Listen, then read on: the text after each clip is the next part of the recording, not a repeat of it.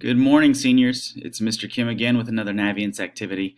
I hope all of you were able to complete your learning styles inventory last week. This week we are going to be working on building a resume through Naviance. Whether you're going into college next year or straight into the workforce, a resume gives you the ability to showcase your background, skills, and accomplishments up to this point in your life.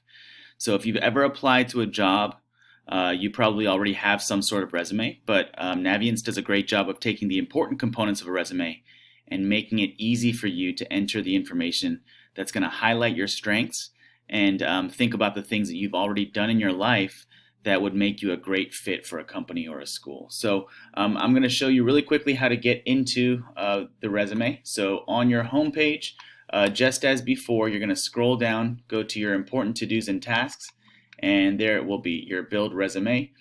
There's another way to get in as well. So if it's not in your important to-dos and tasks, if you scroll to the top, click on the About Me, My Stuff, and then right here it'll say Resume. So that's going to take me into our resume page. So Naviance will allow you to complete this by section. So if you don't have anything in here already, don't worry, you're going to add one section at a time. So if you click on this plus button right here, it'll show you all of the different sections of a resume that you could possibly put.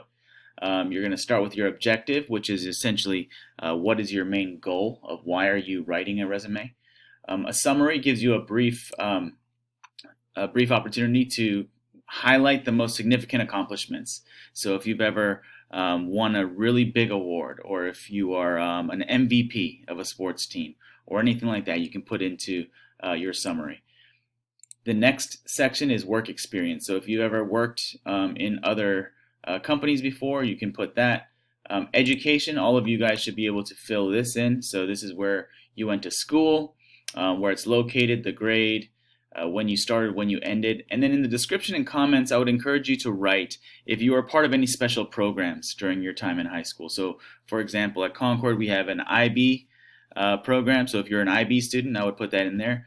Or if you're part of the Public Safety Academy, you can also put that in the description and comments. It just gives your employer kind of a sense or an idea of who you are as a student. A couple of other things that you can add to your resume. Anytime that you've done any kind of volunteer service, you can list that in here as well. The organization that it was with, the location, once again, the start and end date, and then average hours per week. So if it's something that you do on a weekly basis, you can put that in there. Or if it's something that you've just done for like a total of, let's say, 24 hours, then you can put that in there as well. Another good thing to include is extracurricular activities. So a lot of you guys are part of clubs or organizations in school. Anytime that you've gotten any awards, you can add those as well. So you would just add the name of the award, when it was awarded, the month and the year, and then the grades that you received those awards. A couple of other things, music or artistic achievements, skills or academic achievements, athletic achievements, and then references is a really important one. So references it gives your employer an idea of who they can call or who they can talk to that would have a really good idea of who you are, both as a student, but also maybe as a former employer as well. So I would encourage all of you to have at least one or two teachers on this list of references.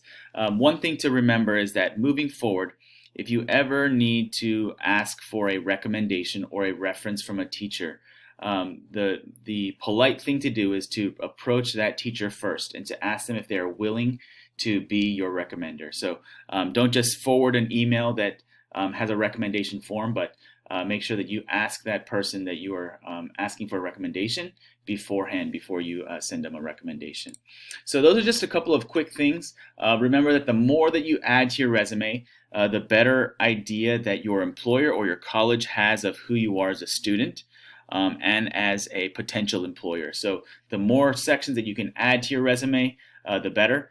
Once you're completed your resume, you can go to your print and export resume, and it will actually put it into a form that is printable for you. So if you're applying for a job, you would complete all the components of the resume, and then you'll be able to print and export in a really neat format. So if you have any questions, I'm located in room 213A. Once again, I'm Mr. Kim, the CT coordinator at Concord High School, and I look forward to meeting some of you in the future.